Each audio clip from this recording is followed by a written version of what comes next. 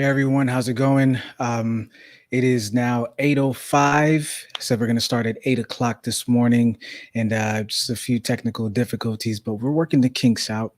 I'll tell you one thing: starting this thing earlier has actually gotten me up earlier. For those of you that know, those of you that don't, then you don't. But I guess now you will.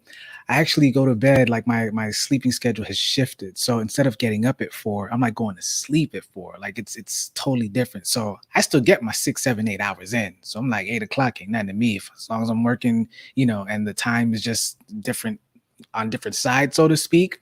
It is what it is. But the difference is you go to sleep that late and you wake up. Those that are in traditional uh, uh, business hours, just traditional 9 to 5, you miss out. You miss out depending on what you're doing. Now, one of the great things of self-employment is you get to set your own schedule, but the other disadvantage of this misemployment, self-employment is that you you get to set your own schedule. It's kind of the same. It's like a double-edged sword, so to speak. So anyway, kind of move away from this mic here. So yeah, today we're going to be talking about shifting over, and later on we will be going through the presentation I was telling you about as far as how to reframe your own story. But let's just get right into it. Y'all didn't come on here to hear me talk about anything else right now.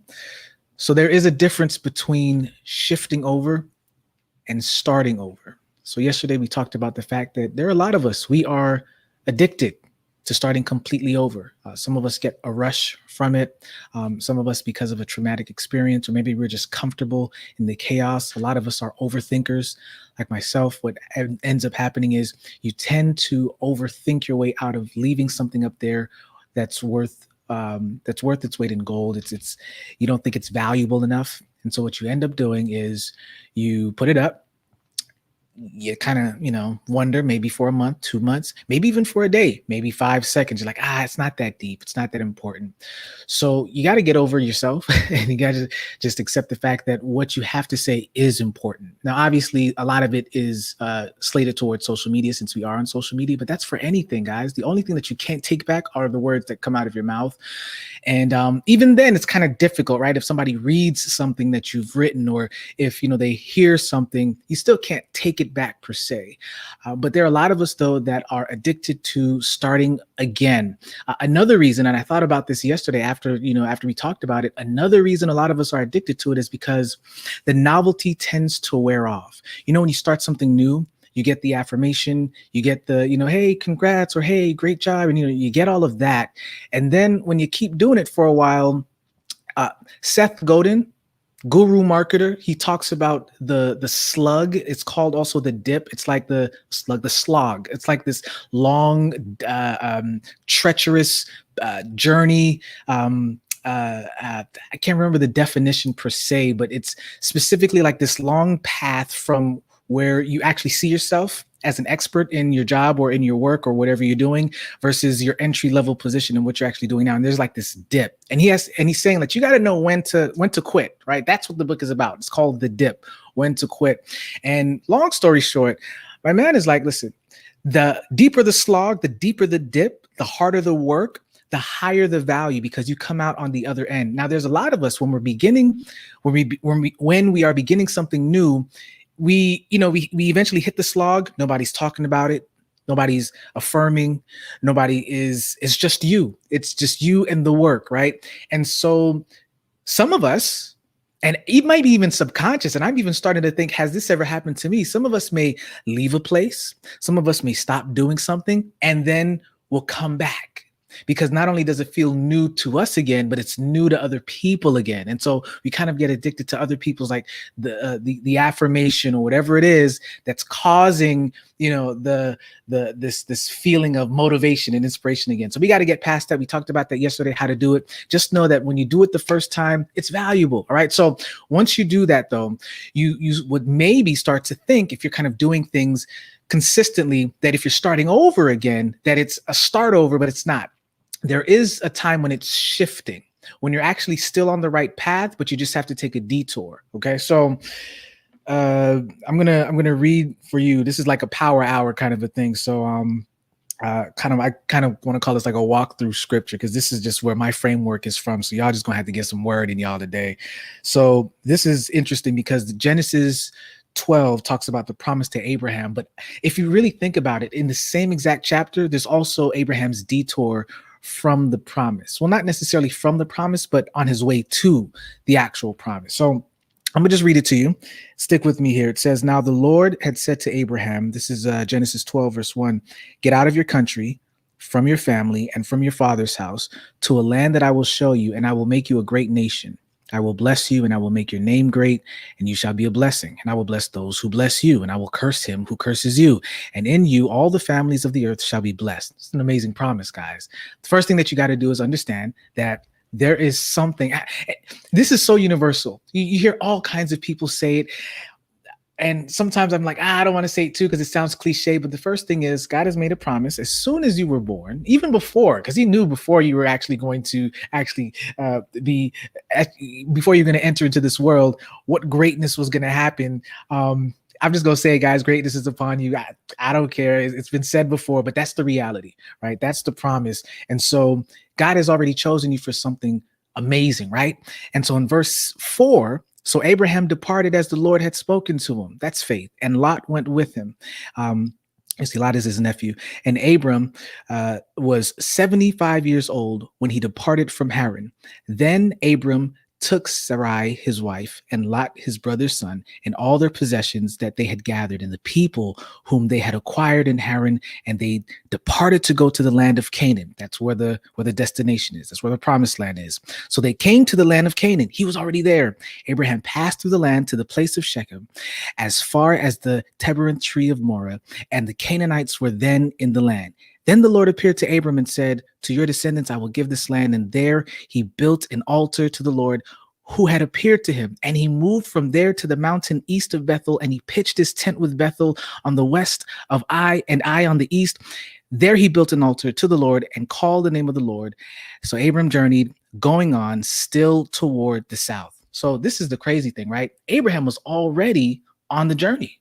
He was already on the path. That's the crazy thing, guys, right? He was already in the land, but he was still going, going southward.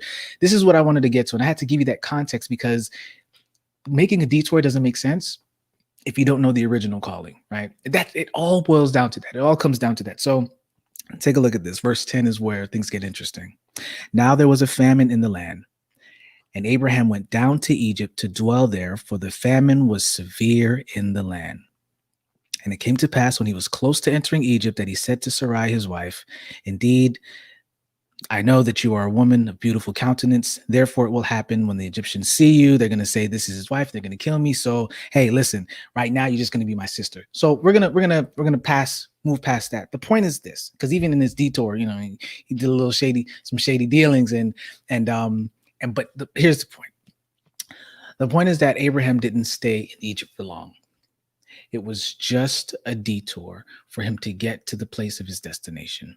All right, guys, that's really what this boils down to. You have to understand the difference between when you are leaving your promise area, right? When you're just like, okay, you know what? This is not working, so we're just going to go ahead and leave, versus when you are actually making common sense, practical steps to just say, okay, things aren't working here right now, and I haven't really gotten specific instructions to stick it out. Right? Sometimes you will have that, especially, man, for those of you that are entrepreneurs, y'all know what it is, right? For those of you that are freelancers, you know what it is. You just have to wait in the thing long enough to get it. But there's sometimes when you just have to make a shift. There was a few years ago, I had to do Uber. Like I had to make a shift. And there are those of us that still do those things where, listen, it's not working here, but we still got to generate some income. But I guarantee you there are times when, for those of you that are religious, for those of you that are spiritual, and even if you're not, sometimes it's just your instincts. If you want to call it that, I call it the Holy Spirit. He will allow you, or he will prompt you to be like, nah, not yet. Not yet. I want to do something that only I can do. Even if you don't fully understand me or recognize me yet, I'm going to do it now so that eventually, when you have to think back on this whole thing, you realize, wow, that was you this whole time? Yes, it was. And so what I'm saying is that there is a difference. How do you know that there's a difference? Well, one of the ways that you can know if you're shifting versus if you are starting over is if there's an extenuating circumstance that causes you to have to make this practical decision. So in Abraham's case, it was a famine. All right. Now, remember, we talked about the dip, right? So let's think about this. You starting a new job, you starting a new hobby, whatever it is, whatever the thing that you feel that you're called to do, you believe that you're called to do, and a famine hits. The famine could be a simple dip, or it could be a thing that you need to do to, in a sense, get out of the dip, make a detour, and then come back into the dip later on. Does that make sense, guys? And if it does, just hit me up. Write something in the comments and let me know. And if you need me to finesse it or to explain more, I definitely will do that. But the point is this: you have to be discerning into understanding when it is time to say, okay, I know exactly what the path is, and I may not know the entire vision, but I know enough that this is the next step that I need to make. It's not working out right now, so let me go ahead and make moves over here. Nothing's wrong with making moves. It doesn't mean that you're being disobedient. It doesn't mean that you have fallen short of faith. It doesn't mean any of that. Many times you are just making a practical, common sense move, and that's okay. But there are other times when it's a faith move, and God is actually telling you, nah, bro, you need to stay right where you are. Sis, don't go nowhere. Because if you do, you're going to miss out on the miracle. You're going to miss out on the sticking in it. So there's a difference between, and I'm just going to work with this thing, massage it just a little bit more, because as y'all know, this is us just kind of going through this together live. There's a difference between the dip and the detour. Sometimes they merge together. Your dip is the long slog of the work that's necessary for you to go from entry level into expertise in whatever it is, even if it's the gift that God has given you. You hone in those skills. The detour is, okay, I got to hone in those skills, but there's some things that's preventing me from doing that right now. There's some practical things that can't really happen. And not only that, the miracle isn't going to really happen in staying in the dip. So I'm just going to go ahead and move to the other side right now. Make a shift, and then you just come right back into not the other side, you go right back into the dip. And that's what y'all got to get. So there is a difference, detour, dip, but if you detour, you're going right back into the long slog of what's necessary for you to develop your character, what's necessary for you to hone in on the gift, what's necessary for you to build a business, what's necessary for you to write the book, what's necessary for you to do the study that when I say studies, for those of you that are still in school, whatever is necessary for you to come out on the other side so that you can remember the promise that God gave. He said that I already got this. I already gave it to you, but now it's up to you to believe. And with that belief, there's a few things that are going to happen. You're either going to leave and come back, or you're just going to leave and abandon it. And if you leave and abandon it, then you got to ask yourself, if I'm leaving this thing, eventually you have to, first of all, if you know that there's a very particular calling, I told you guys about Les Brown, man. He's the most recent person that I can think of that outside of myself and some other people that I can think of who has been, well, I haven't reached the success that he has, so put me out of this. But he who's reached an amazing level of success and still had this pervasive thought of, okay, there's still something that I need to do. Technically, him being the international speaker that he was almost to an extent, maybe a detour, maybe. If you want to work this thing out, like him doing his international speaking and kind of doing everything only to come back at 75 and to build the Greatness Center, but he's still on path, right? He's still on track. And that's okay too, because it's not too late. It's not too late, guys. All right. So I think that's one of the prevailing themes that you probably hear a lot from me, is that it's not too late to either begin again. It's not too late to start over, but or shift over. But the point is this: you got to have the balance, have the discernment, guys. It doesn't mean that if you have to start over. I know I said yesterday, okay, don't start, but y'all know if you are addicted to always picking something up and dropping it down, almost like the shiny object syndrome, then just find something that's you probably already skillful in anything that you pick up. I think a lot of us that are skillful like that have the challenge of just taking that one thing and just driving it all the way through, going through the slog, going through what Seth Godin calls the dip. going off of the beaten path because there's a practical, tangible issue that's preventing us, and there's no miracle in a sense in that capacity. So we got to take the detour and then come right back into the long slog so that we can get out of it. So what I'm saying is, y'all got to know the difference, and to understand the difference, just ask yourself some simple questions. Ask yourself some simple questions. Is this something that I can, are there resources that I already have that's already been given to me so that I can work my way through this thing? Yes or no? Okay, no. Okay, well, what am I supposed to do while I'm in this thing? Should I step aside, gather the resources, the people, what's necessary so that I can move forward? Yes or no? That now is probably a faith move. That now is you having to pray about, okay, should I stay in it? Because what I see is different from what I might have to believe in. So that's a whole nother yes or no. Okay, if I'm going to stay in it, cool. If you stay in it, don't even ask, well, for how long? Yeah.